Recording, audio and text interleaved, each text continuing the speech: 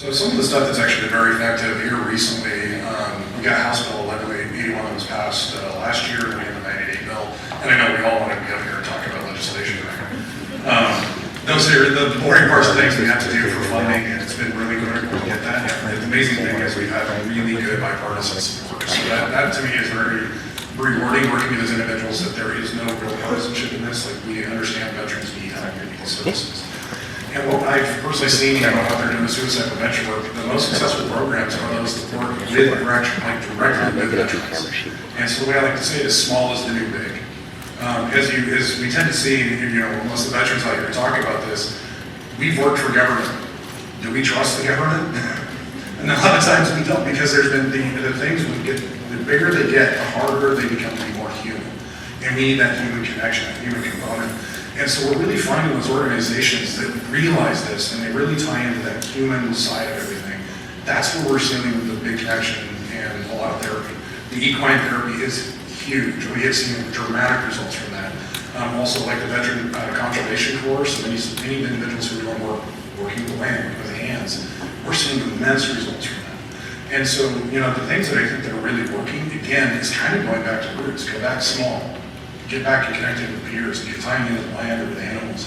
And there's a kind of, I don't know how you put it, but we've done this for thousands of years, and it's kind of a reminder that puts us in the moment, rather than focusing on what's happened in the past or what's going to happen in the future. And so that's, again, what we've seen has been really helpful in mental health support. Because unfortunately, the hard part is we don't have enough providers. We got about a 5 to 6 month wait to see healthcare providers for counseling services. There's a lot can happen in 5 to 6 months. So again, we need people to talk to, so building out these peer organizations is absolutely critical. Thank you. Let me ask a follow-up. So you mentioned, telehealth, video, apps. Just talk to us about the advantages and disadvantages, especially in the rural communities. I know the WDBA had a very successful program with giving out laptops and cell phones to the rural community. And I know there's a lot of connectivity issues with that, and then the personal face-to-face with telehealth.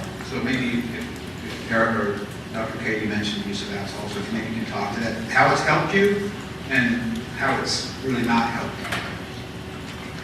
Well, I would say that it expands our reach, where people are in remote areas. We can reach them telehealth, but the thing is that not everyone is appropriate for telehealth, whether it's they struggle with the technology or their needs, or they're higher and they're acute. So you have to really be selective on who you're going to use, who's going to be on telehealth, who's going to be on telehealth services. And then the other part that's really challenging is if you have a veteran or a client that goes into crisis. You may be 3 hours away, and now you're trying to navigate local resources to get to that veteran. I have case managers that are on the Caldwell Reservation. They're in Wenatchee, but then they're also covering Ephrata, Moses Lake, 2 or 3 hours away. So it adds that extra level of, sometimes it's very stressful for the provider, because they're trying to make sure that their client is safe, but they're limited trying to get through to local resources. And just like everything else, our DCRs are overtasked, police, first responders, they're overtasked. So while it helps us, it also hinders us at some times. But the big thing is we're reaching more, in my aspect, we're reaching more veterans that did not have services before. And like you just brought up, connectivity is an issue, even with our own electronics that we operate in the rural areas. There's no cell coverage. There's no there's no internet connections. There's no so it's really challenging. But at the same time, the benefits outweigh the cons. Yes, I'll add to that. Our soldiers are human, which means that there are multiple learning styles. There are also multiple venues that are appropriate for a therapeutic alliance. So having said that, some of the soldiers are fine with video. I myself work on video, seeing trauma patients. But we have, Military One Source can provide, whether it's video, they can locate a clinician in that particular area, which is really significant for Montana, for instance, when a soldier might be 2 hours from the nearest town. So again, connectivity is going to be an issue. But we have the psychological health program that actually has those clinicians in that particular city that can, within that radius, be able to provide face-to-face with that particular soldier.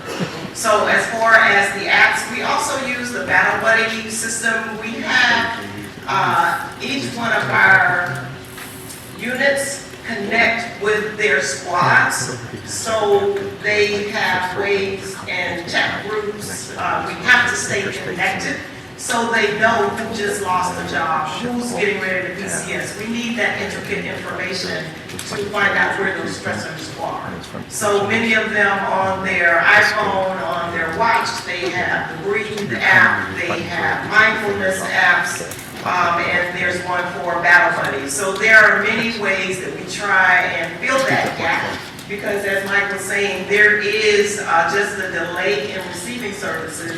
Post-COVID, everybody is doing something different, and there's a wait. But when our soldiers have an urgent need, our responsibility is to make sure that we can fill that void and that we can reduce that time. Thank you.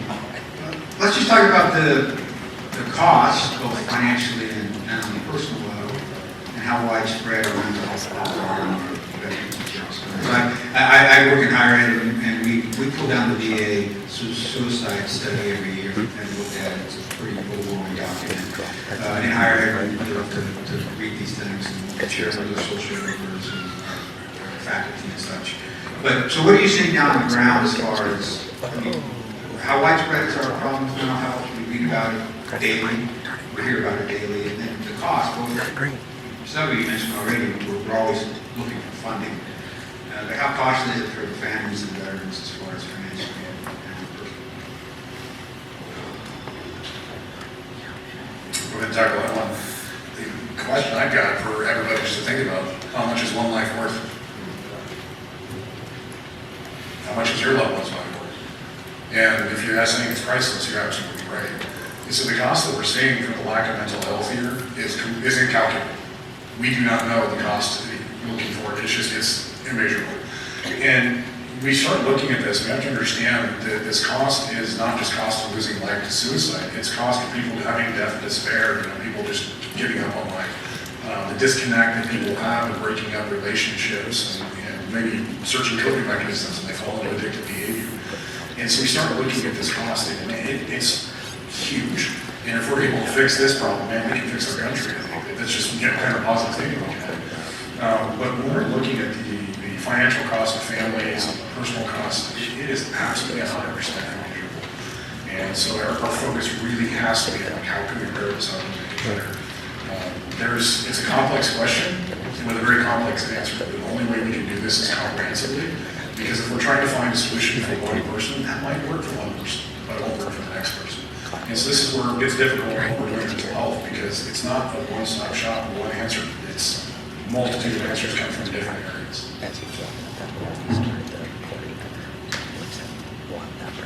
Yeah, I just restarted it. For our soldiers, the psychological health program is free to the soldiers and their family members.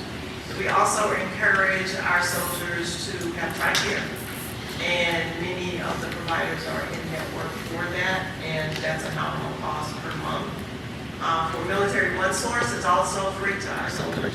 For each instance of their use, they're going to have 12 free sessions, and that also includes family members. I would like to answer it from a different perspective of the people that I supervise. They all work in rural environment where they might drive an hour and a half just to get to one veteran. And a lot of times, as a supervisor, I have to balance how much I ask of my team, how much I ask for do something, and I always have to be cognizant, am I asking too much, am I pushing too much? More importantly, are they pushing too much? You know, I joke around when I'm in the VA, I say, as a supervisor, I have it pretty easy with my team, because my team, they're a bunch of go-getters. And sometimes I have to pull back the reins on them, because what's the emotional toll of driving yourself into the ground? I use the analogy whenever we fly on an airplane, and you're talking about the whole oxygen mask thing. You have to put your mask on first before you can help somebody else. So that's something, as a supervisor, that I wrestle every day, because we don't have enough people to serve our veterans. You know, you have a margin in the mission. We can only hire so many staff as the budget allows, and there seems like there's more veterans than staff right now. So it's a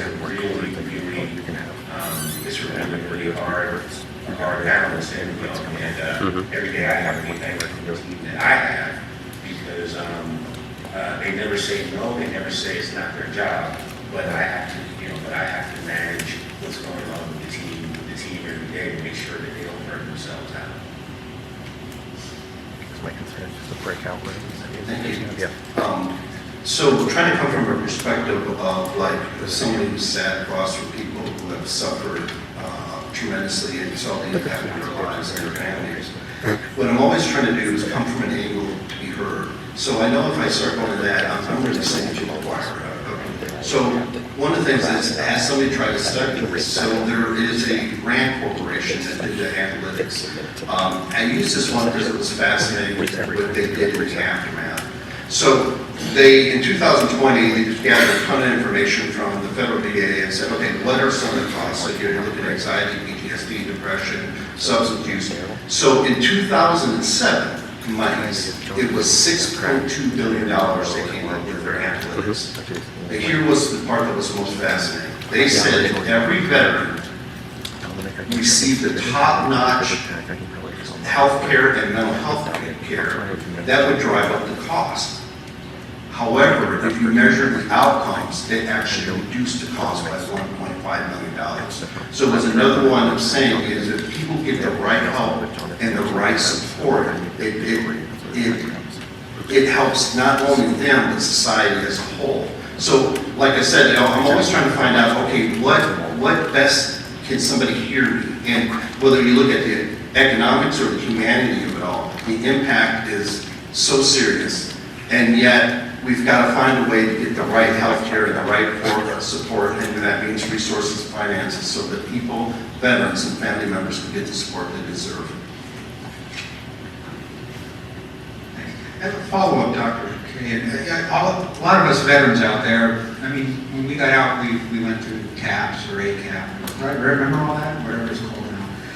Maybe, Dr. Kay, since you kind of have to pulse on our service members, what are we seeing with the transition? Because those service members are our future veterans in our community.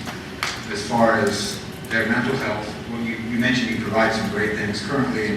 When they transition out and take the uniform off, I read somewhere that the VA calls veterans. I never got a phone call from the VA, but somewhere on the VA website said, somebody got a phone call from the VA? They said they called, okay, great, that's great to hear, that they call veterans several times after they get out of service, and maybe I'm just got been out for a few years now. But can you talk about that, if you have your finger on the pulse with that?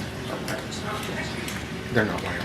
Frank, you're exactly right. Transition is a highly stressful time, especially coming from active duty to go back to the civilian world, leaving the reserve, going back and literally being a full-time civilian. The Soldier for Life is still very, very active, much different than it was when I ETS'd in the 70s. We got nothing. A DD-214 and a handshake. So we are really protective of how our soldiers transition, because for many of the reserve soldiers, we are family, and where they're located, they may not have family members. So that squad becomes that soldier's family. So we want to make sure that they have the local vet center, again, another free option. And they're all veterans, so they understand the language. They can actually identify with the soldier. And that's a benefit that actually, as of last year, the reserve soldiers were able to receive. It was eligible, to be eligible, it needed to be active duty. So they have updated that. There are lots of changes that actually include Guard and reserve now. So getting them paired with civilian providers, making sure that their documents are accurate when they leave, so we can locate them, and that we have the local veterans agencies in that particular community. They do not leave without having those connections. If there's family, we also want to connect with them to make sure that they're continuing to receive, if they were already engaged in behavioral health therapy, that continues. We do not want to disrupt that family system. So many times the suicides were connected to losing that family in the military and having that connection being lost. So it's a really integral part of saying goodbye to our soldiers, but we know that we're a soldier for life and we don't lose that, but it means nothing if we can't support it with the appropriate resources. So, if I remember correctly, there's around 200,000 service members that transition to civilian life annually. With the IRS, there's 45,000 nonprofits, different programs that directly serving veterans and family members. So there is some creativity that's going on. It's called ETS sponsored programming, and I think Mary actually is one, right? And so what they try to do is in this transition, begin to branch out. I believe they're in 9 states right now, where the information they're taking, so if somebody's last position that they had in the military, wherever their home is, what they do is they fill out information and begin to get like referrals developed, and this starts to develop about 6 months to 9 months prior to actually leaving. And so this program is meant to connect service members as they're transitioning out with sponsors within the community that they're going to go to that will help from unemployment to mental health to how to get connected to the VA. And it could be just a quick one or it could be an ongoing. And so the sponsor that works with that service member actually sticks with that service member until they fully transition out of the program. So we have some innovative programs that are going like that. The ETS program is specific to our Sergeant Fox program, as well as the WDVA in general. So that I just want to make sure you're aware of that program for the state of Washington as well. Okay, thank you. And I'll just put a plug in for, I don't know how many of you out there use your post-9/11 JAG bill, but there's studies out there that show as service members get out of uniform, sometimes using your post-9/11 JAG bill, whether it be at a vocational school, a trade school, 2-year college, 4-year college is a really good landing spot to help bridge that transition. And then there's a new program out there called Skill Bridge. I don't know if people have heard of that. And then we got some graduates from Skill Bridge in here that allows the service member while still on active duty to go and internship at an organization while getting paid for their current rank. We've had Skill Bridge on our campuses. I know there's some Skill Bridge folks in the room here that then transition into. That's really important, that transition that you mentioned. How many family members do we have in family members of veterans? A few? A lot. So let's just talk about some of the support services for our family members. And some of you may be caregivers, some of you, one of the hardest jobs I told my wife is being a spouse of someone on active duty, moving around 14 times. So let's just maybe talk about what are some of the support services for our family members and how can we better educate our family members, not just the spouse but the dependents, on ways we can support our veterans in crisis.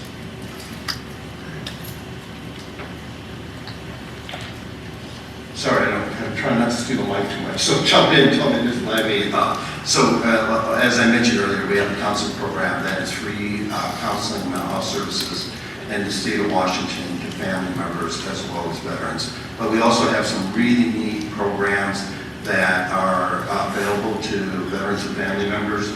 So we have the brain injury and recovery program, which is statewide. So that program, again, it's peer-based, but it's to help that family member or veteran get connected to services. And there are programs like that throughout the WDVA. Even if, for example, the door entry was the brain injury program, that program would help you get into mental health counseling and be aware of all the other resources that are throughout the state as well. I hope I don't put my foot in my mouth. I believe, I better not put my foot in my mouth. I'm going to slow down. Like I said, we have peer-based programs that include family members. We have programs that are statewide within the WDVA. Even if there's an injury point in one of our programs, they're aware of the other programs and make appropriate referrals. And Dave is absolutely right. I think some of the hardest jobs are the spouse of those on active duty, because again, with all those movements, and you have kids, you're doing all the work, but you're not getting any of the benefits of recognition of doing that service as well. And so unfortunately, as we've seen, the support services has been lacking for family members for many years, but again, this is an idea that people are seeing, like, this is a problem, we're going to fix it. And so there's been a lot of investment and time being put into how can we support the family. We should also understand that we're supporting the family members, we're supporting our veterans, we're service members when they're in, because the more support they have at home, the better off they're going to be when you're serving. So one of the things that we do, and this is a plug for the class later today, shameless, I'm sorry, but we have the Learn class today, when the Learn Saves Lives, and there's the stuff that comes up today that is actually really effective for not just veterans, but also family members. Because if we start to understand the psychological components of the indoctrination process in the military, what are they trying to teach us? Do they teach us empathy? They don't want people to have empathy. We want people to have an effective combat on them. And understanding that also drives disconnection at home. And so, again, when we start to understand these processes, and we can figure out, like, oh, this is how the brain works. These are the habits and things that I do that was taught in the military that are not really good at home. And they call it the battle mind versus home mind. It's really good training. So again, shameless plug for that later today. But again, there's a lot that is going to be being done for the family. Because again, more support we can give spouses and family members for veterans, the better off we're going to be. Because they're the ones that will know first if there's a problem at home. And a lot of times, even veterans themselves won't know there's a problem with their spouses. I will add as well, for our family members, when the units are deploying, when they return from a deployment, we have what's called the Yellow Ribbon event. I'm sure that somebody is familiar with Yellow Ribbon. So there are multiple providers that show up there, and sometimes we may have 300 people actually taking those classes. Also during the unit's battle assembly, or what we call the VA once a month, usually they will have a family event and bring the family members on post so that they can familiarize themselves with the units. Also, we can partner in Washington. We have JBLM, not too far from us. We can partner with the Army Community Services Program, the ACS, because they have family programs there. Our soldiers can take advantage of that. We actually have a family services component at our RD, which is at Fort McCoy in Wisconsin. So what we also do is we invite family members to, I'm conducting suicide prevention training. We open that to family members so that we can educate them as far as stressors. When we think about relationships, finances, and legal, those are top stressors that are contributories to suicide. And getting the family members educated on what those communication styles might look like. And empathy, as Mike was saying, that's actually a leadership tool that we are assisting our leaders in connecting with soldiers as humans as opposed to a number from back in the day. So family members are integral in everything that we do. Thank you. And if none of you have looked at, again, I can refer to some VA websites because I kind of refer to those a lot. There's some good stuff out there for family members on the Posttraumatic Stress page for the VA on the left column. Talks about support that family members can do. There's videos. I think Millet may have some videos out there. One Source, I'm sorry, Military One Source. So there are resources out there for family members also, again, that you can search for. I'm going to go a little bit off what I talked about up front. I know we have 2 cordless mics. Does somebody have those out there? Oh, there's one and there's two. Okay, so I'm gonna ask another question for the panel, and we have lots more questions, but I think maybe we'll, in the middle here, I'll take a couple questions, because there's a lot of things that have been covered. You may have something that's really, you've written 5 questions down, you really need to ask it. So we're gonna go through another question here, and then we'll open it up for some Q&A, go back to the panelist questions, and then close with Q&A. So just stand by, if you do have a question, we have 2 mics on each side of the wall. So last question for the panelists before we go to Q&A. This is kind of directed to Nancy, but also for the rest of the group around. How our communities, and this is a great example of our answering the call to developing alternative programs that connect our veterans and family members back to their communities and other ways of healing. So, and Nancy can talk to that. But then I'd like the other panelists to talk about what are the challenges with state money, federal money, and supporting these programs that may not be recognized by the VA or the WDEA, so who's paying for it, how is it supported, and is it vetted? So,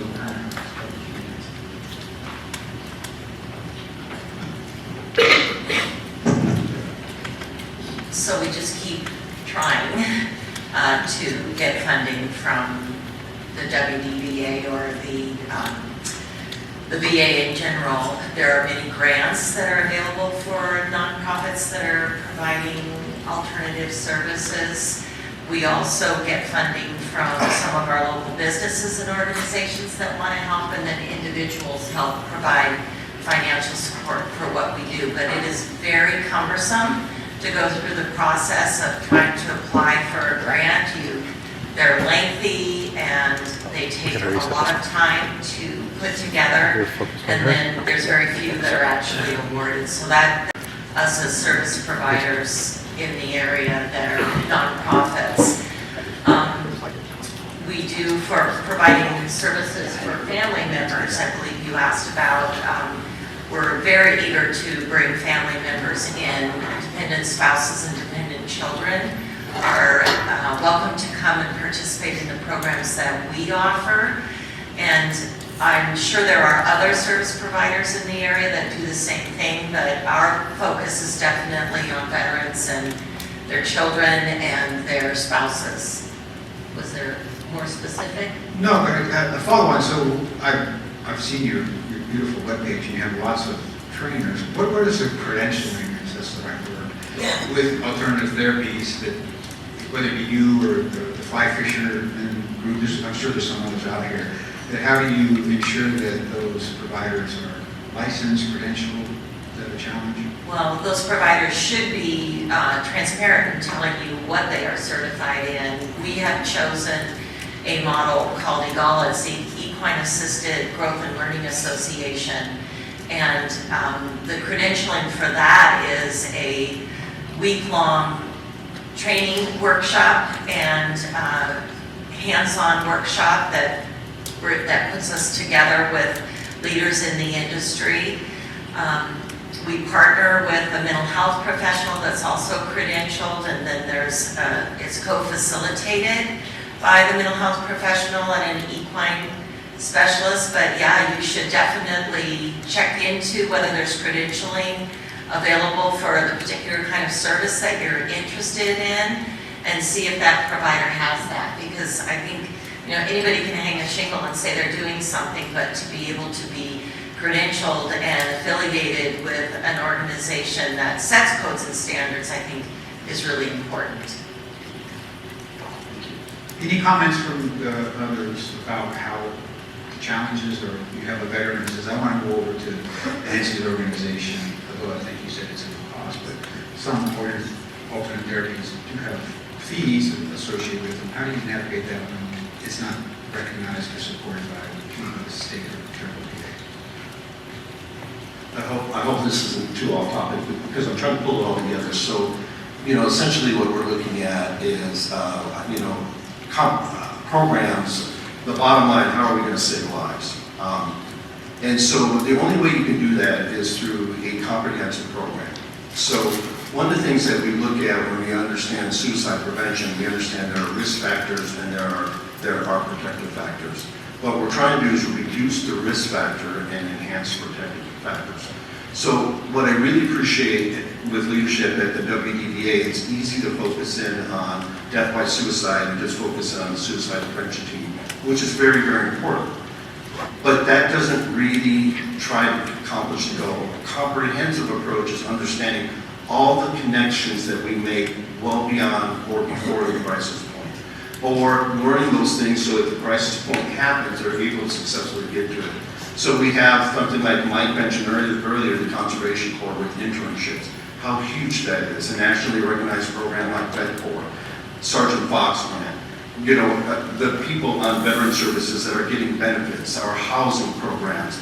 And then we have a training center that helps get us information, the latest information. By the way, it's free to family members as well. And then we have the Learn training that Mike was talking about. As we try to pull all this together, we're trying to also tap into like really non-traditional approaches like equine therapy that Karen's talking about. So that's the only way we can make it is through these partnerships. Like for example, I see, Larry, I'm picking on you, there's Larry Pruitt. We're not very good at crisis response, the WDVA, because we don't have the infrastructure to do that. But the federal VA, they're awesome at it. So we have to have that partnership. What we're really good at, and I'm not trying to put down the VA, we're really good at catching people upstream. We're really good at trying to connect, having conferences like this, having where we're connecting to each other, and then what we're trying to do is find how do we fund all that, right? Someone like me is trying to, well, you know, it's just the edge of the iceberg for Karen, but we do have a Sergeant Fox grant that allows us to tap into some equine therapy. We're trying to pull that comprehensive program together, and we have to do it statewide. And that's why this conference and everyone connecting with each other, and then I get a chance and all of us pull together, then we begin to build all those bridges out. But that comprehensive program, which I really appreciate, again, from the WDBA leadership, is understanding how do we enhance those protective factors and reduce those risk factors. And the only way you can do that is through a comprehensive approach. So it is very, very challenging, but that's what we're trying to do to stabilize, is that total, complete approach where we have these partners throughout the state of Washington. That's why a conference like this is so important. And then we begin to connect with each other so that we can truly have that comprehensive approach. And I'll just add, I don't know if anybody is here from the Vet Center in Spokane, but a few years ago they had a photography group meet at the Vet Center, and they did photography as a form of therapy. So I think it was a year-long program, it was like 6 or 7 veterans. And then we were actually able to get them on to EW's campus during a football game on the sidelines, where they were able to work on the photography at a sports event. It was really beneficial. They did other things too, but that's the collaboration where they reached out to us or other folks and said, we want to help these veterans, and can we come out on the football field? We got them press passes and everything. It was really rewarding for everyone. So with that being said, any other comments about it? So Keith wants to say something, I know he does.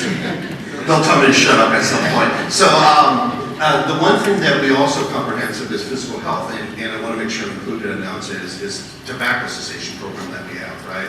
So there's really unique things with veterans and people that have served that's related to tobacco use. So, you know, what you're looking for profit, if you want to have a customer for life, you want someone to get hooked on nicotine by about age 15 or 16.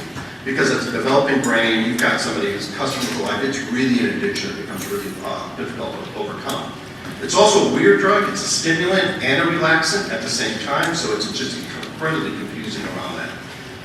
So typically what you find is if somebody doesn't start using or smoking or using some sort of nicotine product, by age, I think it's 22, they're not going to pick up that habit future in life. That's what research shows. In general, there's one exception: deployment. You have people who start smoking for the first time in their lives, mid-30s, early 40s. A lot of the research is late 20s and things of that nature. So, you know, again, that comprehensive approach. We're looking at mental health, peer support, different ways for people to connect, whether it's through conservation or multiple things as well. So I just wanted to do one more thing for that comprehensive approach. Thanks, Dave. So let's take some questions. I saw a hand shoot up over here, so let's take some questions. We got a couple. Okay, then the gentleman in the hat after that, okay? Go ahead. Hi, I'm Dave Sturgill with the Kittitas County Veterans Coalition. And we're rural and we have a really hard time finding, if we can't get a veteran into the vet center, if they don't meet the criteria, we're often left with no other option. I would like to echo, we've found some useful things that help with what Keith called the comprehensive approach. We found a couple of useful VA medical programs I'd like people to know about. This would be referred through the veterans provider, but I'll tell you, we're in the Walla Walla VA hospital catchment, and they run a VA stress management program with a remote tele-option at least once a week. It's been very helpful for our veterans. It's been helpful for me. I've got that phone number if people want to come up to me. They'll at least be able to tell you if you're in a different hospital catchment region. Another thing that we found useful with veterans has been Portland VA Hospital runs remote yoga classes. And it sounds funny, but it helps. It helps a lot. They also run chair yoga for veterans with mobility issues. I give you the phone numbers for both those people. Just come up and talk to me. And if you're in a different VA hospital system, they'll at least be able to point you in the right direction. Thank you. Thank you. We have a question here. A couple questions.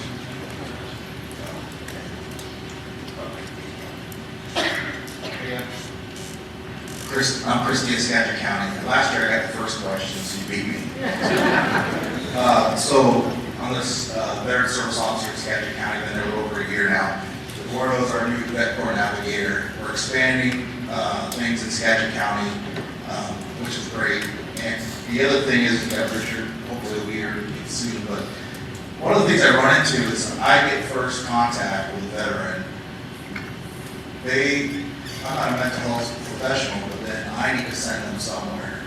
And Compact Act 2020 has helped out a lot, so I can send people to their crisis. The other thing is where do we send, how do I get you guys to come to Skagit County, and I give you a tour of Skagit County, and how do we stay in contact after today, so that way we're all updated, like periodically through the year. So that way we don't run into, because I have vets that come in, and I have to send them off to Whatcom County to get that from the Northwest services up there, but some of them can't get up to Whatcom County, so where do I send them other than to Mount Vernon CBOT, second floor mental health, if they're open, right, or emergency room, and then when you go to the emergency room as a veteran, there's a bunch of people there, it's not exactly the best situation. Same thing with walking clinics, a lot of people there. But how do I continue getting educated, getting our county upgraded, and to keep the mental health part of that very sufficient, I guess. Quick question, I just want to make sure, are you familiar with Bridget Cottrell? Yes. Okay, great. Okay, great. But she's already booked out. So, well, no, totally. So one of the things that we're looking at is looking at like subcontracting so that we can open some more spots with her. The other thing is I'm going to come up and do a site visit, so I'd be happy to come see you. And also hear the needs and what I can do to try to help. So, and follow up on that. We got a question over here. Okay, I'm sorry. Try again. Hi, I'm Sarah Simonson. I am the Douglas County Veteran Service Officer, and I want to see if there's something that we can address in regards to closing the gap between the services you have and wanting to get a comprehensive model and something that Nancy is offering here. Is there a way that she can seek a certification through WDVA? Is there a way that we can have, so Heather Hill's already connected in a lot of ways, but what if there's another mental health provider in our valley that would like to get in on the process without having to jump through all the flaming hoops to become a VA authorized provider, but still be certified and connected in that way so that they are a resource we can send people to and help close that gap so that you don't have to apply for a grant and all of that kind of network and somebody that I can refer people out to.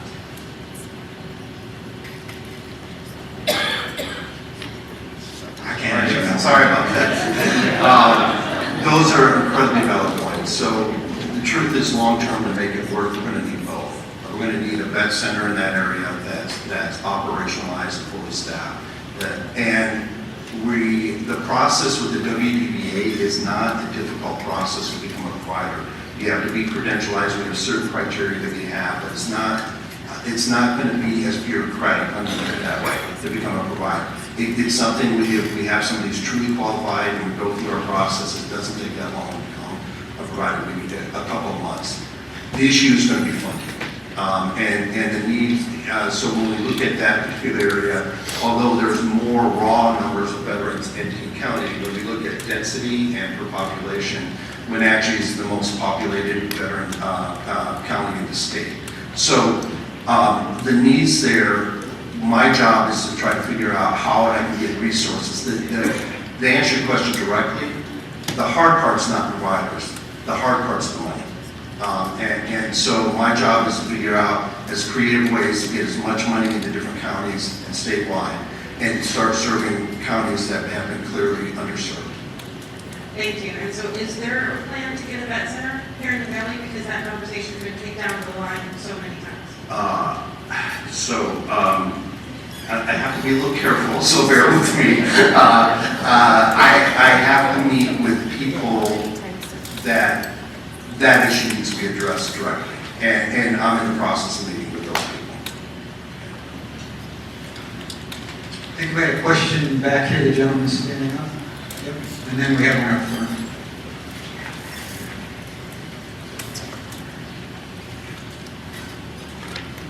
Good morning. My name is Matthew Laramie. I'm a core member from Gonzaga University. This is my first year taking over the program. You mentioned comprehensive programs, but nobody on the panel really spoke to the vocational, the rehabilitation program. And not every military member skill transfer to the civilian world, and not all vets really want to continue their job that they had in the military when they transitioned to civilian life. I applied for the program. I was told I was a good fit for the program. I told I would be in the program. Another person into the office, her name was Dina. She re-evaluated my application, said I was perfect for the program. And since then, I graduated with honors from Gonzaga University through that program.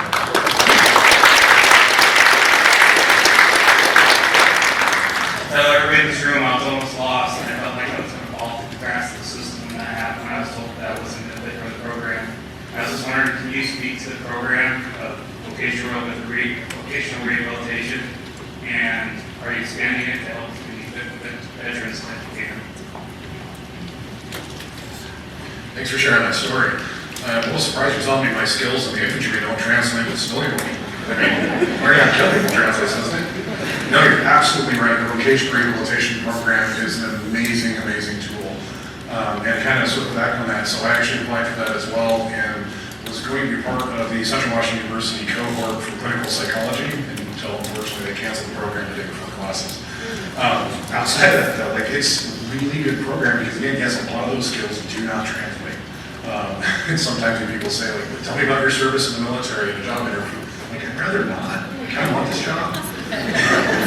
So the vocational rehabilitation is a really good program. And as far as the specifics of it, I don't know the in-depth intimate knowledge of the program, but I know it's available, it's out there. Please utilize it. Now, this program will pay for schools as well as the books. We all know the books cost $2,000 for book now, right? So they pay for books, they pay for technology as well. So there have been a lot of individuals who have transferred into being kind of master's program, graduate programs, or something else when they feel like they want to go. So that program is out there. Please utilize it. Already, we have a success story right here. I don't know if anyone else on the panel has more knowledge on it, but thank you for bringing that up. Yeah, I will say we don't have an education expert up here, but it's actually called Veterans Readiness Employment now. It changed 2 years ago. Steve wants to talk about it? Good morning, everyone. Steve Gill with your Washington State Department of Veterans Affairs. The Veteran Readiness and Employment Program is administered by the Veterans Benefits Administration, U.S. Department of Veterans Affairs. They will be here this afternoon. They are one of the breakout sessions. So if you want to talk about the Veteran Readiness and Deployment Program, voc rehab as it was formerly known, there's an opportunity to talk with the folks who administer it here at the state. And thank you. We're going to, in higher, I'll tell you, we have about 40 students who are BRNE students at Eastern. And I do agree with your comment from Gonzaga's, the veteran, one BRNE counselor approves them, or doesn't approve their track, and then another one does. I don't know, I don't get it. But yes, thank you, Steve, that there's breakouts, you can talk to that. But I don't think we have anybody here that's really versed in BRNE and on the education side. No, just a quick comment, though, if you're working with someone, what I've been able to do in the past is write a letter on their behalf, and that's been really helpful. Just so if you run into if you're working with someone, writing a letter of why that's important and how it's connected to your well-being can make a huge difference. I'm sure we have some BRNE graduates out there, I assume, Nancy. It's a great program. And it did change names a little while. Did I see another hand right here? This half seems to be asking lots of questions. All right, I'm expecting some over here later.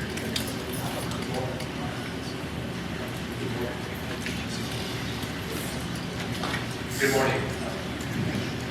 Good morning. My name is Will Booth. I'm the Director of Operations for First Nation Foundation based out of Washington, Arizona, and Alaska.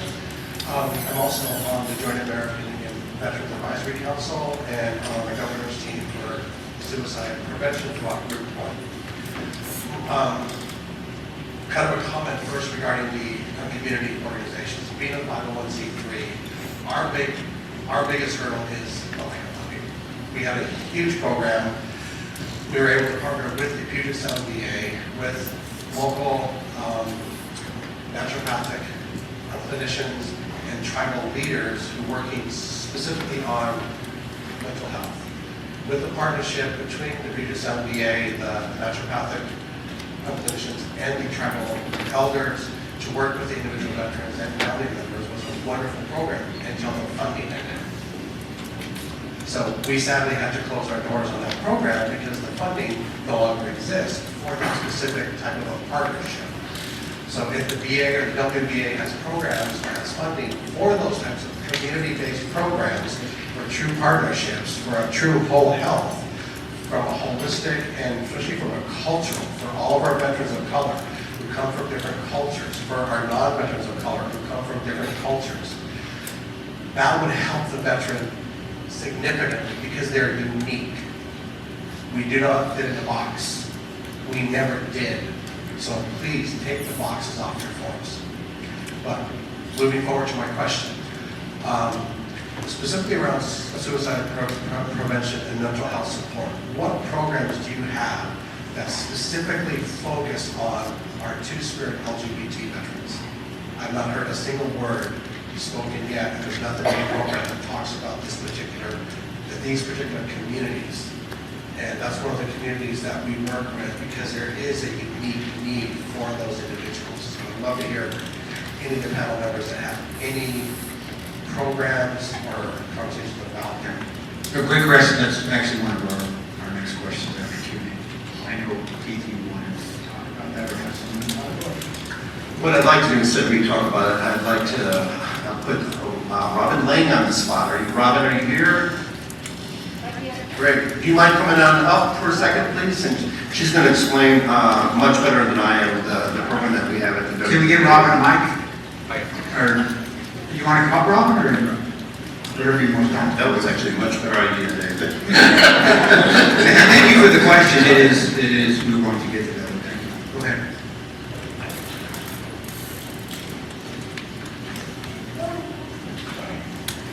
Sorry, I have a phone, ladies and gentlemen. So your question was that specifically mental health services or just services in general? Services in general, but more specific around mental health and suicide prevention. Okay, so I'd like to cover the suicide prevention stuff. I'm the gentleman who is first. So one, there's my position. I am the LGBTQ veteran outreach coordinator for your Washington State Department of Veterans Affairs. That I know of, there's only 2 of us in the nation. There's one in Oregon, and then my position. And My whole goal in life is to help connect LGBTQ veterans with their benefits. I also teach cultural competency courses for anyone. I work a lot with WorkSource. They have better served the community, so I've taught several courses on that. If you're interested, come see me. I can teach a course on that. Partnerships, classes. I'm also an accredited veteran service officer, so I can help folks with their claims. In addition, each federal facility, VA facility, has an LGBTQ veteran care coordinator. VA pages down here, that's Bridget. And she has access to coordinating care for all your medical care and anything along those lines. We work together very closely. There's one of those in each veteran center. Those are the two main services. There's several pages of resources available. I recommend if you have the opportunity to go to the Washington State LGBTQ Commission, and they have a list of resources by county. And I can help you find something. If not, you can come to me and give me a card, and we can talk more about all the resources available. Is that conclusive? No, thank you, Robert, for being on the spot. Thank you. Do you have any follow-ups from the panel? Thank you, Sharon. And also thank you for a really good question, because one of the largest demographics of our risk for suicide is unfortunately Native Americans. They're one of the big highest groups that see suicide a lot more often. So it is a very, very valid question. And what we're doing here at the WVA as far as suicide prevention, along with partnerships, our VA partners here, is going into the tribal communities, more of JDAC and being there, being present. Because part of what we've learned is we have to be there. And we can't be just there offering, saying, you need this. No, we don't know what they need. We need to sit there and listen. And because this program is new, it's only been up and running. We've had about a year and a half for our suicide prevention staff, being fully staffed. So we've been slowly building up those relationships because it takes time. And we have to build the trust with these communities. And is there probably a reason why they don't trust? Why? Yeah. And so they have to get over that barrier. And so to address that, we've been doing a lot of suicide prevention work and discussion with individuals within those communities and learning more about it. And we currently are kind of creating and tailoring a program specifically designed for Native American communities. Because it's absolutely, it's 100% needed. So to answer your question, it's in progress, it's working. It's not where we want it to be, and it's fortunately everything. We want to fix now. It's not there, but we're working on it. So be happy to connect with you and connect you with other individuals that are working in those areas, so we can make sure we get the best representation we can. I totally missed the questions. One more question. Do you have any questions right up front here? I see a hand. Well, we'll take two. So right up front here, because we haven't had a question on this side of the room yet. All right, right up here. Can you stand up? And then we'll have one in the back here, and then we'll move to Missed the first one. Okay, hi, my name is Liz Elena. I'm a Marine Corps veteran, and I live in Southern California, so this is amazing to come here. Since 2021, I've been working actually with Kaffie that's based out of Seattle.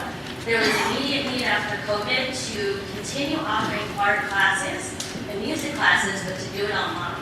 So lucky me, I get to work with a great organization, but I've been working one-on-one with veterans and doing classes like mask making for invisible wounds, focusing more on doing art programs specific for MST communities.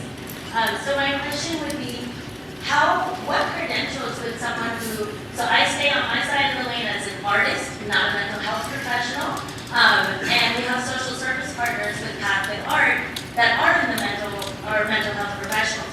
But what sort of credentials in order to get more involved and offer more services for music, arts, things within that nature, what would you be looking for in terms of credentials for non-mental health providers that are improving the mental health of veterans? Not just in this state, but throughout other states as well.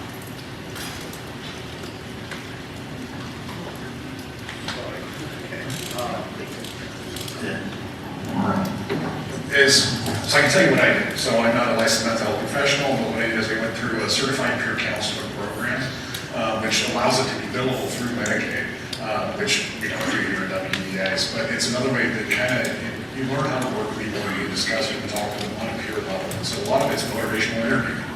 And that's the convention that we have here that I think it's a pretty good stopgap because it can do a lot of different things. Because you're, again, not a mental health professional, I just work in the mental health field. So that's the recommendation that said we could essentially go. And I know we're trying to also build out a veteran-specific certified peer counseling program. Because a lot of times when you look at those certified peer counseling programs, some of them are followed up from addiction behaviors, from criminal issues. You know, that can happen with veterans, but a lot of times we have our own problems from other things we've been seeing. So that program is currently being created. Mike, can you talk about the cost and or time for that program? Yeah, good question. So I'm not sure what the cost is. You might know. So we have some real innovative stuff. So we've been working with the Health Corps Authority and the certification process that currently is 40 hours. It's kind of the gold standard. Once that, you go through that, unfortunately, not unfortunately, it's going to be more difficult in the future. That's going to go to 80 hours. However, we are building out through partnerships right now where we can, at least for the 5 different times, and Eric, you can tell me if this is acting accurate, 5 different times where you can receive that for free during the next year. And that'll be open to people that are interested in that training, and that would give you the certification process that you're looking for. Because what I'm not going to do as from somebody as from counseling and wellness is try to figure out art, music in the sense of like trying to build a bureaucracy around art forms. But what we can do is have the certification process be through the peer support. I hope that answers your question. Okay, cool. That website is more than more than a question. Just adding a bit of the web with 65 social service partners that provide or refer the participants to us. From these 65 social service partners, 21 are related to veterans organization. And they are the ones that have case managers, clinicians, etc. So they refer the participants to us, and we offer every quarter classes, like I was mentioned, from painting, writing, classes, etc. And you will have the opportunity to talk to us. We have a table downstairs, and we're going to have a workshop, a mass meeting workshop with our amazing instructors and the counselor. But we just want to be able to offer these opportunities for everybody. I mean, wherever you are, we offer 90% of our classes are online. We even provide tablets, hotspots, and tech support. All the materials are free. And we're teaching our artists that child reform, healing center program. So we would love you to come to our table and explain more about all these opportunities that we have free for all your participants and clients. And the art is amazing. It's already on the table. We had a question over here. Hello. My name is Rachel Simon. I am the new Vet Corps member assigned to Path with Art. Shout out. And I just recently transitioned out of the military. Like my last date of my date of separation is January 31st of this year. So I've just recently gone through the transition program. So I just wanted to let everybody know that the VA Solid Start program is the one you were alluding to, where I think they must have called me 30, 60, 90 days out, and maybe even 6 months out, just to check on you to make sure you had the resources that you needed. And then also there's a VA pilot program that they're implementing right now called the Network of Support, and you can mostly access that through the Grette application, and I believe Grette stands for Get Results in Transition, and it's honestly just a map where you plug in people that you think are your network of support, and they can check on you, and it also ties into all the VA resources. So I think that's a really good application that's out now, and really well with rural communities. I also took advantage of the Stillbridge program, so if anybody wants to talk about that, you can come out here. Great. Thank you. Yeah, just so you know, some of you may not be aware that our Vet Corps navigators are in the room. I think there's how many in here?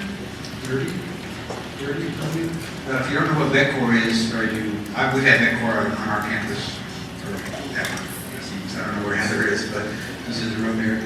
Vet Corps is great if you can get them into your organization. Let's do a grant. Great program. I'll plug it forever.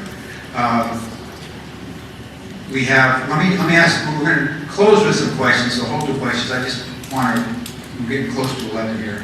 I want to just talk to the panelists if they could just maybe talk about the future a little bit, of what we see in the future as far as what are some promising, whether it be programming, policies, research, funding, that you can see happening in the out years that we can be excited about, that you're optimistic about, whether it be next week, next month, or 5 years from now. Let's just talk about the future. There's some really exciting stuff that's going on as far as mental health services and support in the future. So I'll tell you a real quick story, not to waste more time, but I'm kind of not trustful of big pharma. The reason why is because unfortunately I was one of those individuals who got addicted to opiates. Why? Hurt my back in the Marine Corps. Like, I know you're thinking a tall guy with a back problem, it doesn't happen. But it did. And so I kind of am distrustful of that. I start to look for other ways of therapy, like how do we heal? And some of the things that I actually gone through this last couple of years that were really, really effective. The first one was a stellate gateway block. I don't know if you've ever heard of that. And basically what it is, it's basically shutting off the computer and turning it back on again. And what happens is our sympathetic nervous system gets triggered to be on, and so we're in fight or flight mode all the time. We don't know it, but we are. And if you ever wonder why veterans kind of react pretty quickly to some things sometimes, you're in fight mode. You may not know it. And I reset that system. And I dropped my PTSD score by 20 points within a day. It's pretty sizable. And then I've also followed that up with ketamine infusion therapy. Now, this isn't stuff I'm recommending to do recreationally. Do not do it recreationally. These are guided things that you're done in a clinical setting.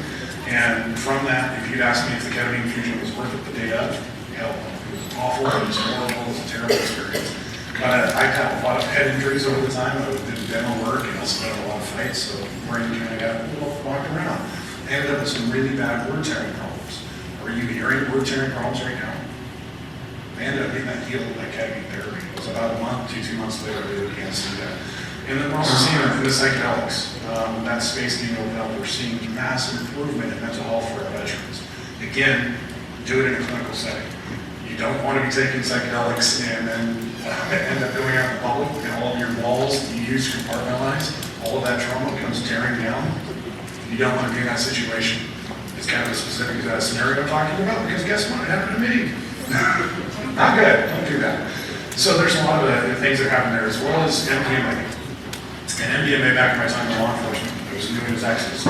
So for me, it's always kind of a bad thing. But we started realizing none of the therapeutic setting, it has an immense tool to help people trauma. Because you're able to address a situation of whatever caused that trauma without emotion. And then you can process that and move on. And so there's a lot of therapy that we've been seeing. So we've got a lot of our special forces veterans. They've gone through a lot of these trainings because they've been in combat zones extensively. And they're seeing amazing results in their behavior and their whole patterns and mental support there. So there's a lot of stuff that's happening. But I tell everybody, who's trying to profit here? Be just trustful in a way because you have to be your own advocate. You can't be trusting everybody because they can try to sell you a service that all it is going to be costing you a ton of money and it's not actually worthwhile. So do your own research, be your own advocate, make sure you're protecting yourself because the only person who's going to watch out for you the best is you. So I'm just throwing it out there. But there's a lot of really good stuff that's on the horizon that I can see major future potential changes from. If you don't mind, Chuck. Great, thank you, Mike. I don't want leadership to get a little nervous about this. So what we're finding is some really good research. And if there are clear, like Mike was talking about, standards of care, and that it's done carefully, it's done professionally. And matter of fact, there's legislation in the state of Washington to form a committee to identify those standards of care. When done properly, Mike's absolutely right, it makes a huge difference. So the stellate ganglion block, so there's a stellate ganglion nerve, and basically you're rebooting that nerve. That's the initial part that fires off the nervous system. But what Mike described so well was that what happens when it becomes activated consistently, it branches out like a tree. And that means stimulus in the environment triggers that flight or fight response quicker and it turns on full blast. Well, scientists get really interested, and so they thought, well, what do we put a sedative in there? And then we realized we've been doing this for pain since 1930. So what happens is that branching of the nerve bundles back up to a pre-traumatic state, like Mike's describing. You have veterans who couldn't leave and go shopping in the evening, suddenly within 2 days of having that shot, go out and meet friends for pizza that they didn't even think was a possibility in the future. Incredibly well-researched. The federal VA has done that. So that's the other part of the exciting future. The other thing that, this is much more plain. We're really excited about our different programs within the WDBA and our peer support as we begin to develop that throughout the state, different ones. And we're hoping to work with legislation to truly retain our current mental health providers and increase our counseling services by 10%, which doesn't sound like a lot, but we're talking hundreds of thousands of counseling hours. We're hoping to be able to do that in supplemental legislation as well. So thank you for that. I appreciate that.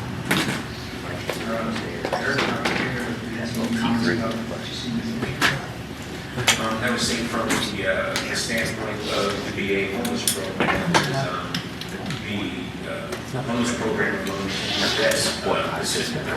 It's not going to go away. It's not going to go away for even the civilian population. And the VA is laser focused on it, working with HUD. In some of our areas, we have gotten more housing vouchers to help more veterans. And the nice thing about when we get increased housing vouchers, it comes with increased staff for case management, for outreach and for therapy. So we're working hard in that area, trying to fill those positions so we can have more people out on the street. And then as a whole, the VA, we're really making a push to fill all of the vacant spots that we have for mental health all across the board. And I would say as far as the reserve, we are building our programs trauma-informed, which is something that's necessary, but it's been a long time coming. I would also say that at an HQBA level, we have advocates to include the National Guard, to include the reserve at the table other than active duty. Many of the services are active duty specific.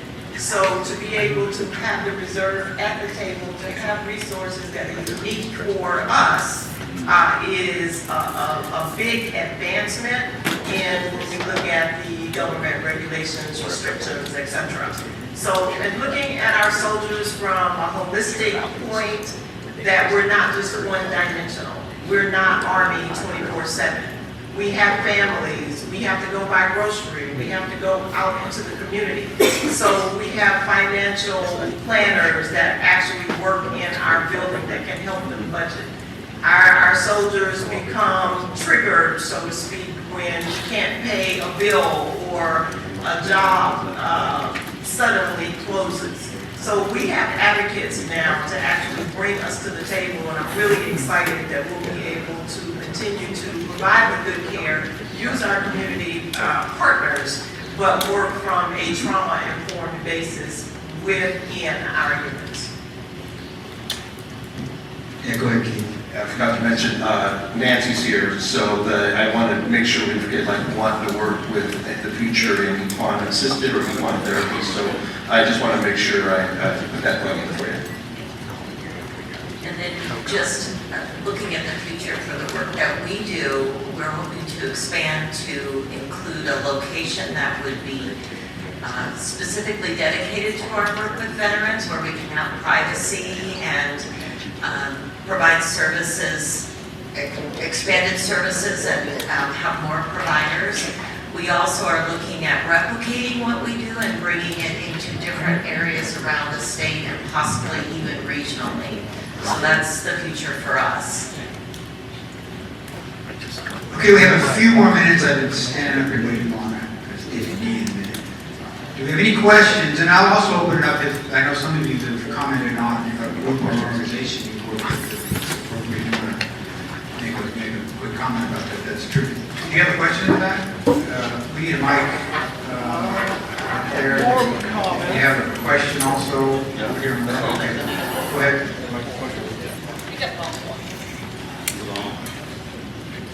Yeah, my name is Paul Torpillo, and I'm a Veterans Representative, work for Waka. I wanted to contribute to the TAPS conversation because I presented at TAPS yesterday morning at dark 30 at NES Wiki to 43 transitioning sailors. And what I'm seeing, the trend of the VA is very positive. When they're transitioning, they go 12 months out. They're also encouraged to reattend. And their VA claim is paralleling their discharge. So as they transition, I've seen veterans, like right when they transition, they have their VA disability rating, and that's phenomenal.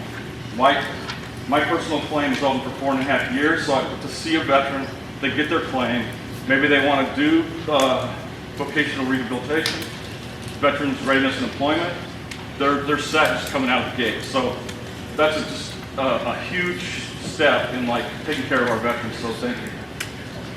Thank you. A question, we've got a hand over there. Good morning, brothers and sisters. Name's Otto Cruz, Sports Source over at Yakima Nation. First and foremost, thank you for representing here and helping out the Army National Guard. I'm a 81st Brigade Infantry combat veteran of Iraq from the Washington Army National Guard. And if I had not gone overseas, I would have never qualified for the BRPD that I was able to graduate from, and then I would not been able to work at the Yakima Nation as a federal liaison there for them. So the system, does work. It does take a long time, but I'm very thankful we are here to represent the National Guard, because there's not more frustrating as a CSR to be able to be a National Guardsman and that does not have 180 days active duty and done. So sorry, brother or sister, I can't help you out. But we do not leave hanging, because we got brother here, Raven Anderson, that comes down the road, and he helps our National Guard and women. And I just want to go ahead and say that for the Yakima Nation, we do have I just stay back from Camp Chaparral, so as far as rehabilitation for suicide prevention, PTSD, veterans, it is there for everyone to go ahead and take part of that. And grateful to WBBA that supports that also. And thank you. Cool. All right, time for maybe one more question or comment. I know you've been sitting here a long time. Somebody's over here on the left. Tim. Okay, we'll get one. Somebody on the right here to this? Okay, and we'll take one over here on the right, and then we got to close it up. Getting late. My name is Candace. I'm a veteran navigator at Centralia College. This is my first year, but I got the opportunity to help out my vet center last year, so I got to kind of learn so that way I get to meet a lot of the veterans and see what a lot of them are struggling with. I'm an Army vet, and I'm also a survivor of MSD. And so I have walked the road of trauma and struggles and PTSD and all of those things.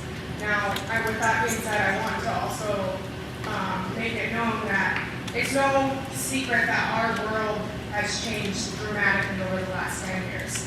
And I'm listening to all of your programs and these different things that you guys have done to reach veterans, and they are amazing. And I am so grateful to be in a room full of people who care so much to serve.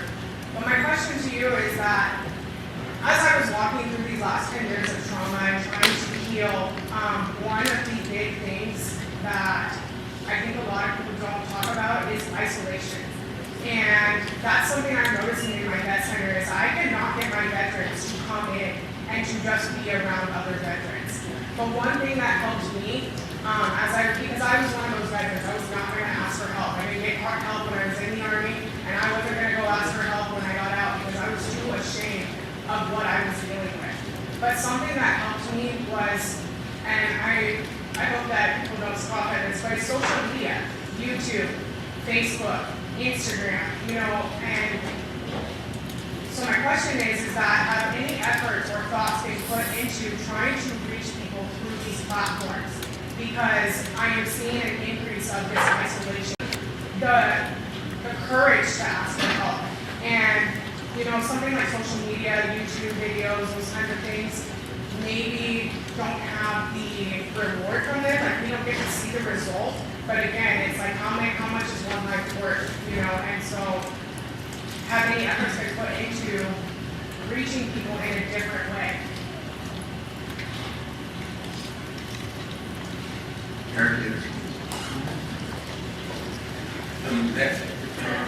That's a loaded question, because when you're dealing with social media, I know from the VA standpoint, and from the provider standpoint, you have to be very careful about private health information. So, I fall back to how we use, the Video Connect, how we have, you can use text for the crisis line now, and we are trying to expand. We are trying to expand because the younger generation of veterans, social media is a more important thing when you're looking at things like that. But it's very, from a provider standpoint, it's very difficult, and we're trying to figure out how to navigate it, especially from the standpoint of you don't want someone's private health information to be on a system that we don't control. It's not secure, because now you're running into HIPAA violations and things like that. So it's something that we are having those discussions, we are having those talks, but it has to move very slowly to make sure it's in protection of you, to make sure that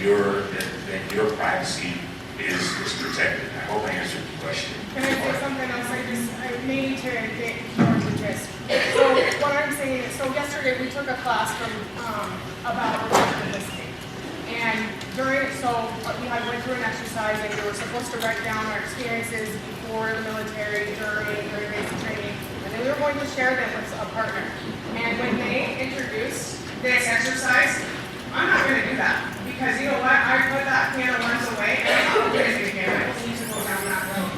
So I decided I was going to. I sat down with my partner, and I told him, I said, I'm not going to tell you about my experience, but I'll listen to yours. And so I listened to this. And then something happened in me, and it put me in a space where I could relate with him, because he had gone through some of the same struggles as me. And I was able to open up with him. And not only was I able to open up with him, but he sat there and he listened to what I had to say. And it was said already earlier here, but something that was brought up yesterday is that, and it's something that I think a lot of people in the military can resonate with, is that when you're in the military, you're just a number. You're in uniform, you look the same as the person next to you. And that does something to the human mind. But when you realize that you're not alone, when you realize that you're not the only person struggling with traumas, so it's not necessarily putting out medical information or people's information, it's putting out the fact that you are not alone, that there are millions of people on this planet, in this country, struggling with the same thing as you, and there are ways to help you. And I guess what I was asking, it's not so much putting out information, and putting out a voice, something that someone can relate with, a piece of courage that can pull someone out of suicide, can pull someone out of isolation and say, you know what, there are agencies out there to help me, and I'm going to go get the help that I need.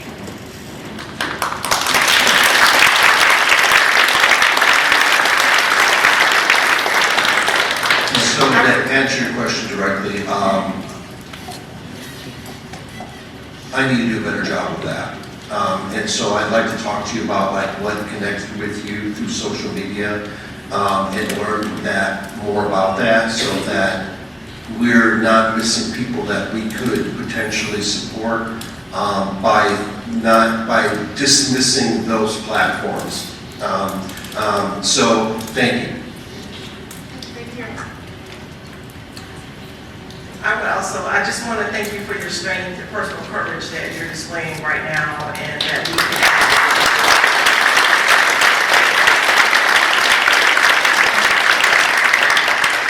And I would further say that you're exactly right, and as I go back in the recesses of my mind to think of what happened in the last 45 years with the military is a big machine, and it turns very, very slowly.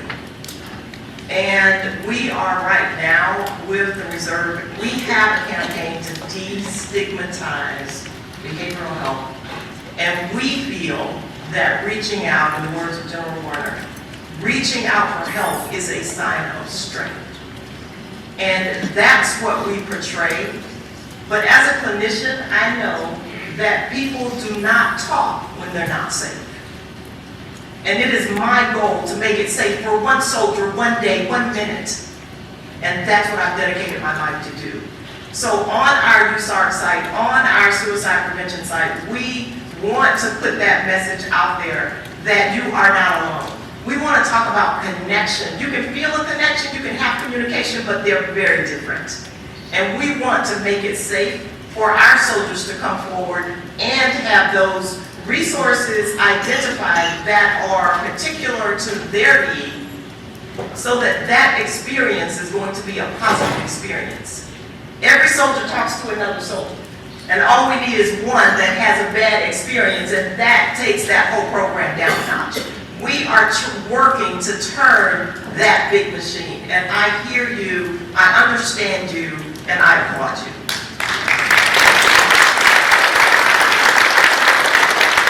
We're running right up to 11, but I promise for the last question, over here, please. One question. Thank you, everyone. I feel like I should just leave that at that. Very closing.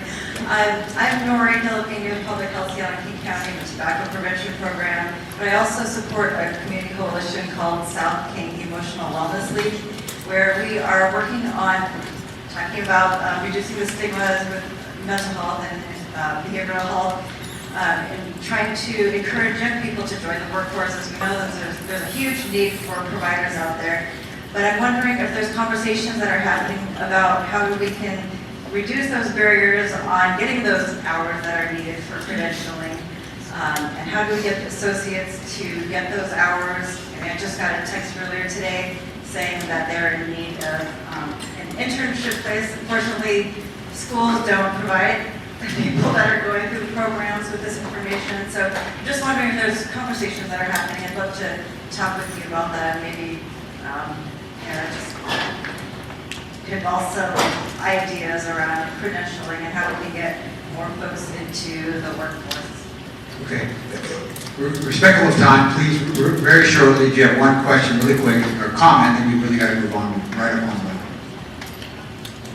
Hi, I'm Erin Cooper, Army veteran. To touch on the social media, locally we have PNW Vets. It's a great place for people to post what they do for veterans, because a lot of it's accessing care. How do we know what's available in my area? PNW Vets on Facebook is a great platform to reach out and talk with your fellow veterans or place services that you have. Another great peer mentor social media platform is Disgruntled Vets. Everything gets talked about on that platform, from suicidal ideation attempts. If it's 2 a.m. and you need somebody to talk to, you can put it out on that platform, and thousands of people will reply to you. It's done amazing things to save veterans' lives. Thank you. All right, we are running up on 11. A big round of applause for our panelists. And all the questions out there were great. I hope you have more questions the rest of today and tomorrow to do that. I'm going to turn over to Meyer. We're running late. So awesome, and thank you again to our panelists. As you can see, there's a constellation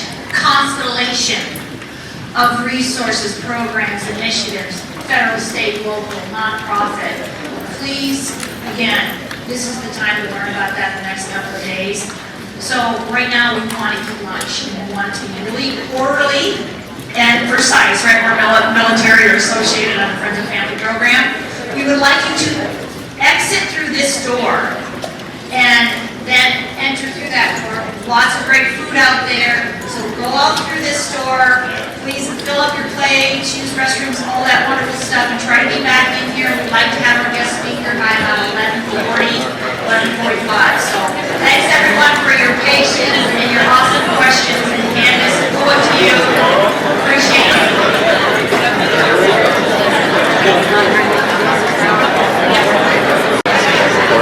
Yes. Starting the recording.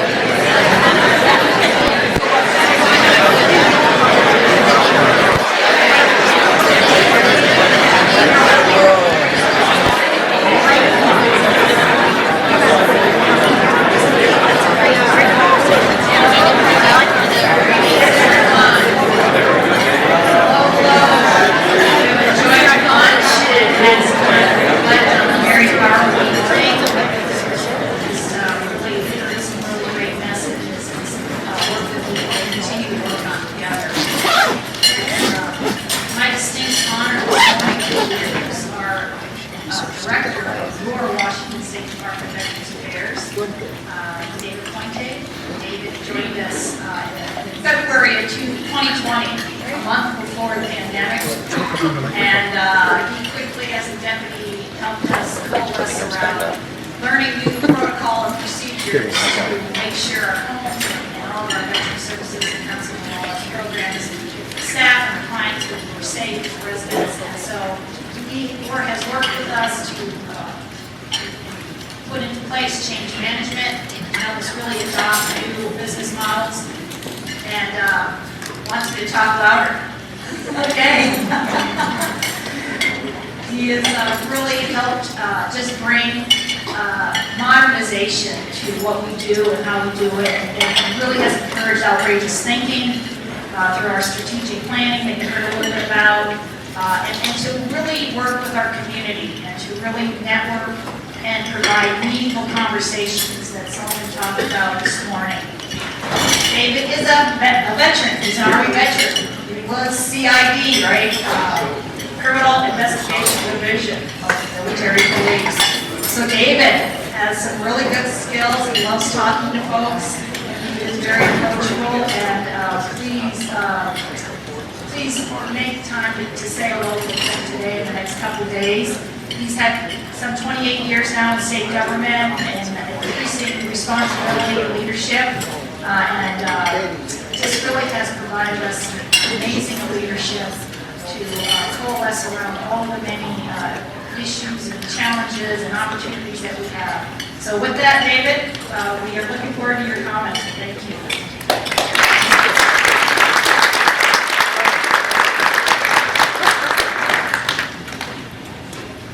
Good morning. It is still morning, so thank you. I was thinking about a knock-knock joke, but I won't. So, as Mary indicated, for me it's an honor to be here and stand in front of you as the Director of your Washington State Department of Veterans Affairs. I'm going to take a couple minutes just this morning after your lunch here, just to thank you all for taking time to attend our 6th annual Serving Those Who Serve conference. I recognize and know that while we're here, it means that we're not serving our veterans or a family member who's coming to the door today. But the investment that you're making in yourself is worth it. The knowledge, skills, and relationships that you build here will help you open doors to new services and new techniques for connecting the veterans and families to their earned benefits. Because I think that's what we're all about. Interesting for data-wise to find out how many signed up. So this is the largest registration that we've had over the last 6 years. 397 individuals signed up this year. So that's amazing. So what I would like to do is to acknowledge the following organizations that signed up. I'm not going to go through all of it, and I'll apologize if I don't catch anybody. I was going through the list to try to make sure that I was able to list everybody here. So first, our tribal nations, U.S. congressional staff, federal and state agencies, U.S. Armed Forces, our Washington State National Guard, university and colleges, counties, County Board of Commissioners, County Veterans Advisory Boards, city and local municipalities, many veteran service organizations, labor organizations, many private nonprofit organizations, and then we've also got representatives from our WDBA Women's Veterans Advisory Committee that registered to attend the event.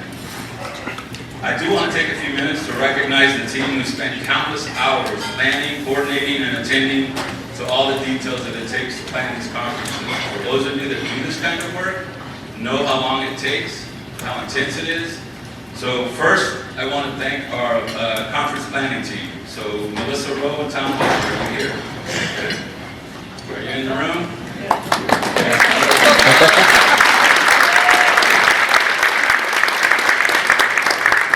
So I recognize these two individuals did an amazing job, but they didn't do it all by themselves. Our conference planning team was made up of nearly 30 people, both inside the organization and our advocates, allies as well as WDBA. So if you were part of the conference planning committee, please stand and be recognized.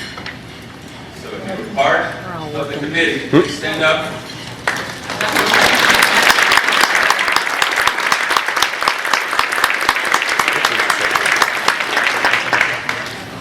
So some of these committee members are from the outside of WDBA. So for those non-WDBA committee members, please come up to the stage when I call your names so that we can present you with a certificate. So first, it's Aaron Summers from the Department of Social and Health Services.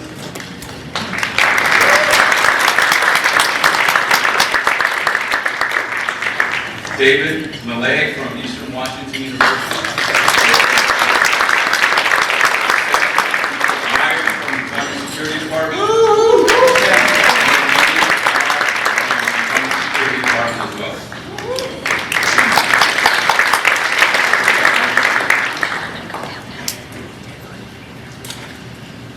What I'd like to do is just read the certificate of appreciation. So, your Washington State Department of Veterans Affairs appreciates your assistance and efforts to help make the 2023 Serving Those Who Serve conference a success.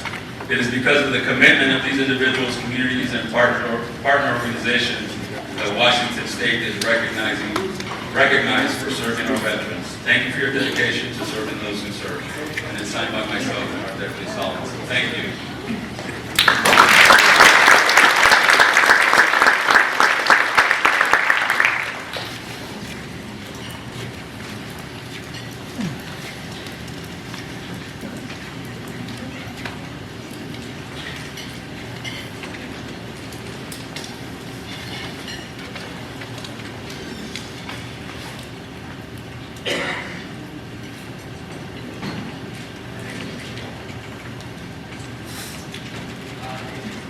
Shelley Willis.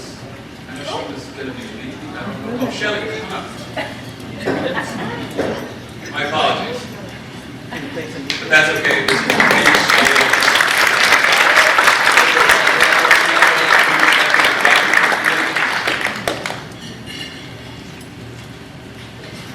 That's okay. You can come up by yourself and you recognize me.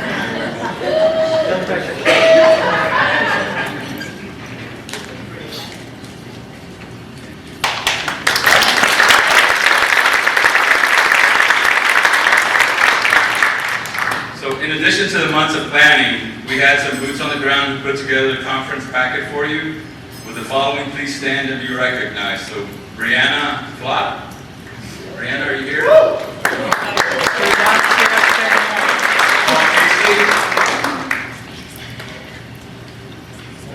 Michael Cannell.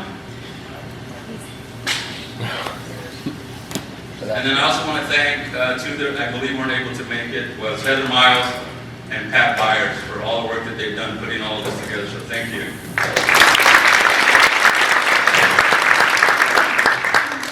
Every single person in this room is a powerful force for making the lives of veterans and their families better. So my thanks go out to you for spending your time learning and growing, and maybe even getting a little bit uncomfortable today and tomorrow. When I joined your WDBA a little over 3 years ago, I shared with our leaders that we need to embrace that feeling of uncertainty and being uncomfortable. Because when we are uncomfortable, we're learning, we're growing, and we're receiving information that perhaps challenges our skills, our way of thinking a little bit. It gives us the freedom to be creative and think outside the box, which is really what has propelled us to be the leading state for veteran service delivery and outcomes. Recently, I had the opportunity to meet with directors from the Department of Veterans Affairs across the country. I'm proud to say that our great state of Washington has by far a wider range of services and a larger book of business than any other state. I also had the ability and honor to do a presentation on our military spouse initiative that we have ongoing. We did receive a Excellence Award from Federal VA this year, and I was able to share that best practice. So there's other states that are also wanting to do that and follow as well. We continue to stand as a state that innovates, creates, and pushes the boundaries for how we improve the quality of life for veterans and their families. Gatherings like this give us the opportunity to learn from each other, share best practices, and be ready to meet the needs of our community. We and the organizations we represent all bring something special to the table, and spending this time together allows us to find those special connections and create even more opportunities. I think in closing what I'll say is, make sure that you meet someone new. Make sure you make those connections, because because that's how we continue to learn and grow and build those partnerships so that we can continue to be allies and advocates for each other. Because at the end of the day, we're all here to serve veterans. So I just want to say thank you for your time, and I look forward to meeting quite a few of you today and tomorrow. So thank you for your time.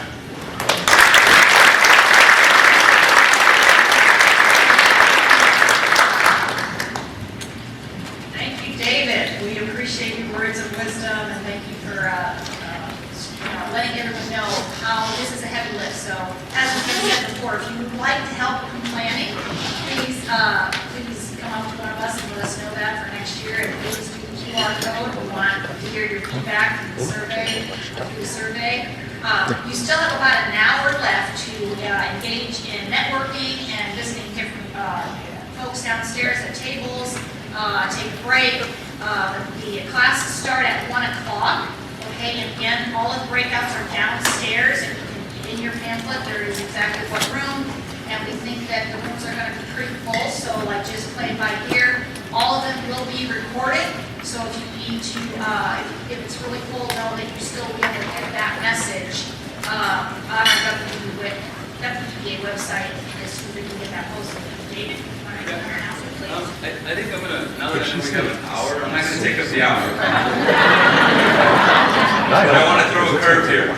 It's not going to be up on Monday. Are there any questions that someone's dying to ask WPA or something that we want to talk about here in the next couple minutes? I'm not going to take the whole time because I do want you to go out and meet our vendors and sponsors and folks that are out here that you can go make those connections. But is there something that's on your mind that you want to ask or share? Did a song? Did a birthday today? Yes. No one's. Hi, Aaron Cooper. I have a quick question about PSOs. So I know the state legislature does a lot of things for funding. Sorry about that. I should have given the mic to somebody.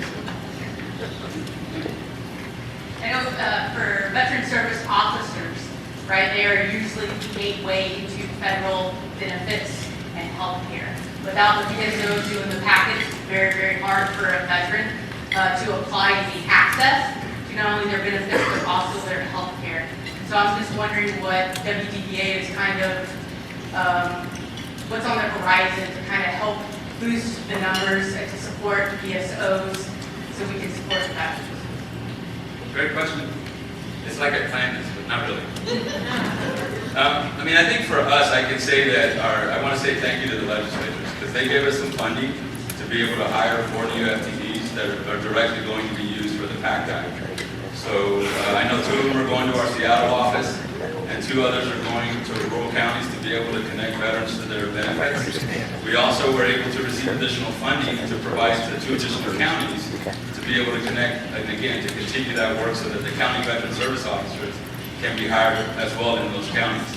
I know since I've taken over in February, one of my goals is to go out and meet with all of our county veterans advisory boards.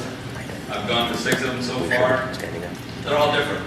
You know, as we all know throughout the state, veterans living in certain areas is not going to be the same. So the challenge that we have right now for all of us is to try to connect veterans that are in our rural communities. To do that work, to ensure that we are somehow going out and seeing those veterans and families. He was helping hand out mics. I have to say the last time I was here in Wenatchee, we were participating in the town hall meeting, and I was able to go to, I'm trying to think it's the DFW or the American Legion facility, can't remember. But when we were there, that was one of the questions that I asked, how can we get better at doing what we do? And one of the veterans that was in the room said, you need to continue to come out and make friends. You need to continue out and meet us in the community. So I take that to heart. It resonates because those are the things that I think we all do, right?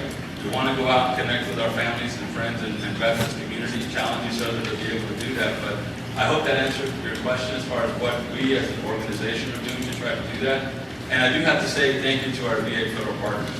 We've done a great job over the last months, over the last year when it comes to outreach at trying to address the PACT Act and getting veterans signed up for that.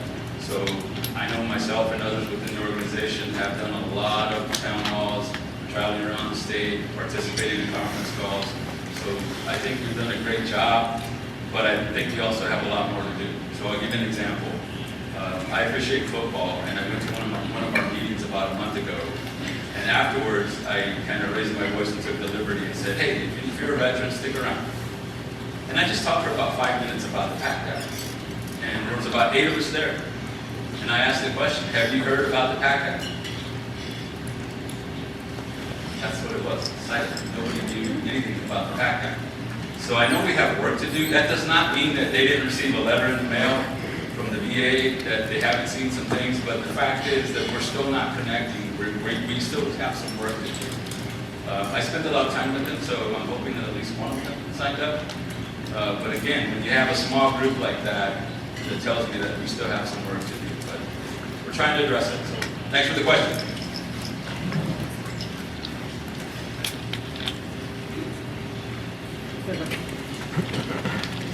Coming up to Tyler, United States. My name is Gabrielle Smith. I was a previous VetCorps member. I worked at the Washington State Arts Commission during my time as a VetCorps member, and now I'm working at Enterprise for Equity. And something I just wanted to raise attention to is the fact that self-employment opportunities are out there for veterans. And I know that veterans are strong-hearted, driven people, and that, for instance, where I work at a nonprofit, we do small business workshops where you learn how to counsel.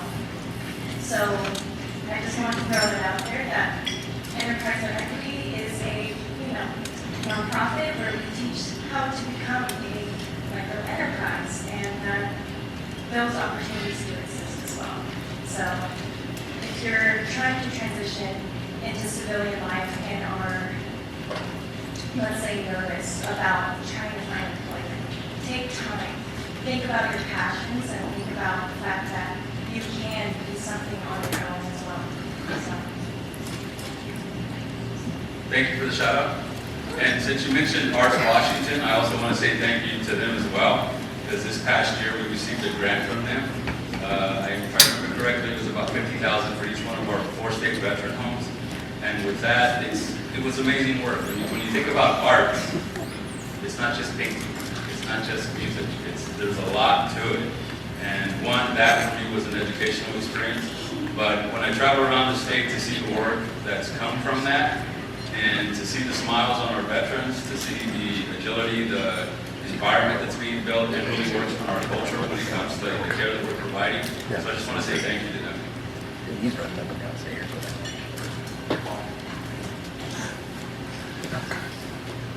Good afternoon again. My name is Will Booth. I'm an Air Force Gulf War veteran with special duties headed to the Pentagon as well. My question regards, and thank you for bringing up the VSOs, and also for the tribal VSOs. There was talk at one point about a kind of an entry-level VSO role, specifically from the community-based organizations like the local nonprofits and 501c3s. I've heard a couple things during like JBAC and other things, but I get to see what's next. Because I know like with our tribal VSOs, they're overwhelmed, especially now with the PAC Act and other VSOs that I've worked with. They've got more veterans than they can deal with. So any updates on those community entry-level first steps before they get to the VSOs? Yeah, I could probably answer that question, but I'm going to phone a friend right here next to me. Good morning. My name is Steve Gill, the Veteran Services Administrator and the Tribal Liaison for the Washington State Department of Veterans Affairs. One of the many programs that I'm responsible for is our Veteran Service Officer Program. We cannot get enough veteran service officers out there, as I alluded to earlier. Whether they're county, whether they're tribal, whether they're nonprofit veteran service organizations, they're state employees. I've had the opportunity to travel around the state with David and attend some of those Veterans Advisory Board meetings. And the one thing we hear, no matter where we go, is we need more veteran service officers. We need more tribal veteran service officers as well to help us bridge the gap in culture in Indian country and connect with Native veterans and their families to help them connect with these benefits and these programs and services, to build trust, to build collaboration around serving Native veterans. So in 2017, the federal rules did change with the U.S. Department of Veterans Affairs, allowing federally recognized Indian tribes to have their tribal veterans representatives become accredited veteran service officers. That was a very significant change at federal policy level And it did recognize the Indian tribes on a government-to-government basis in terms of allowing tribal veterans representatives to become accredited as service officers in the same way state and county service officers. So while that was an important rule change, there were not necessarily any resources that followed that. The rule change simply allowed tribes to develop their tribal veteran service officer programs. Another thing it did is it gave tribes and state veteran agencies like us the ability to collaborate in a way that we did not have before. It opened the door so that state veterans agencies, Washington Department of Veterans Affairs, Oregon Department of Veterans Affairs, etc., we could provide veteran service officer accreditation to those tribal veteran service officers through local memorandums of agreement, similar to the way that we provide training and accreditation to our county veteran service officer partners. So 2017, it's still kind of a new thing, but today we have 7 agreements with Indian tribes in Washington State. We have 29 tribes, so we have a way to go, some work to do. And many of those tribes are also working to develop their own capacity to have their own tribal veterans programs accredited directly based on their sovereignty, based on that federal law change, because they have the ability to go directly to the Office of General Counsel and have their tribal veteran programs accredited, similar to the way that states work. It's all of the above, they're both good options. And so we're trying to help build capacity directly with tribes, as well as partner with them in the short term for training and accreditation of the veteran service officers. We had many tribal veteran service officers at our big VSO training conference a couple of weeks ago. After 6 years. Focus on smaller nonprofit entities, because that's a tough part. The rules that the federal VA maintains around veteran service officers, there's really 4 types. There's nonprofit veteran service organizations, your American Legions, your VFWs, and disabled American veterans. There's state, there's county, and there's tribal. 4 types. So for a nonprofit entity to become, have the veteran service officer accredited, they have to go through that regulatory process to become an accredited veteran service organization. That is hard to do. There's not too many smaller nonprofits that have that capacity to sustain that long term. So what we're trying to do is we're trying to connect those nonprofits that are out there with Indian tribes, with counties, with the existing nonprofits, the American Legions, the VFW, to make sure that we can reach as many veterans as possible. And as smaller nonprofits develop that capacity to have their veteran service officers accredited, we can provide technical assistance and training. But we're not the accrediting entity. We can't accredit that to the VA Office of General Counsel. So we very much need smaller nonprofits to develop their service officer programs. We look at developing capacity to become accredited veteran service organizations in the same way that with big veteran service organizations like Vietnam Veterans of America or AMVETS might be. Because there needs to be a veteran service organization focused on serving Native American veterans in the United States that is an accredited veteran service organization. It isn't one yet, but there's a lot of talk nationwide about that. And the federal VA's Office of Tribal Government Relations is also advocating for that as well. And there's been mention of some dollars in federal budgets to help create that capacity. So this is something that we're working on, trying to develop capacity, trying to develop resources. In the meantime, partner at the local level, the state level, with federally recognized Indian tribes to provide accreditation and training for their service officers in the meantime. So there's a lot of work to do there, and with our county partners. We have 23 counties in Washington State today that have county veteran service officers. We have 39 counties. You see the potential. Like, we're trying to develop capacity, develop more service officers, both in Indian country to help us bridge those gaps, and with our county partners, particularly in rural areas.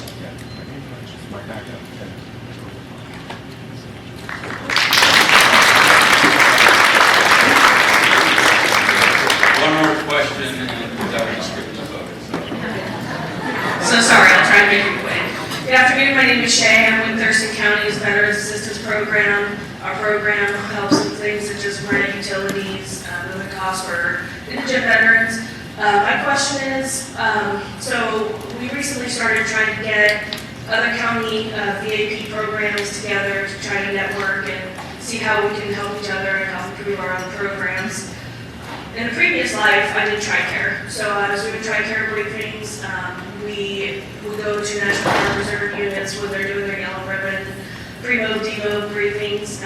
And we always joked that we were kind of a caravan because we had a lot of resources that would come to all of these yellow ribbon events. So we would have USO, we'd have Military One Source, Red Cross, we had TRICARE, county, VA, reps, all that. So what I'm looking forward to is hopefully getting into a network of fellow resource providers that maybe already exist. I'm not trying to reinvent the wheel, but if something like that exists, either through WPBA or through a small clique, look into work with some of those network providers. Sure. Well, thank you for asking that and describing what it is that you're looking for. So I'm hoping that what comes out of serving those who serve the conference is some of that. But I will say that as an organization, we have been thinking about how can we get better at improving what you just described. So I'm sure Steve and others here on our leadership team are making notes so that we can try and answer that question. So more to come. Before I close out, I do want to recognize my partner in crime. She traveled here with me. I was her driver. So I want to recognize our Commissioner for Employment Security Department, Kaffie.